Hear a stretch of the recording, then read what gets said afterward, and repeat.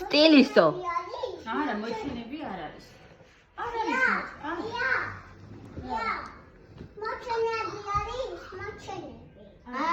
ნიცა, ქალბატონიცა, თქვენ მაკიაჟს აკეთებთ? მაკიაჟს კი? ქალბატონს უწევთ გრებავთ მაკიაჟით? კი, ქალბატონიცასთან მინდა ჩაწერილი ვარ მე. და ეს ორი სტილისტი. ამასთან ვარ თმაზე ჩაწერილი ამასთან მაკიაჟს. აუ, ეს ორივე სტილებს გამიკეთებს კიდე.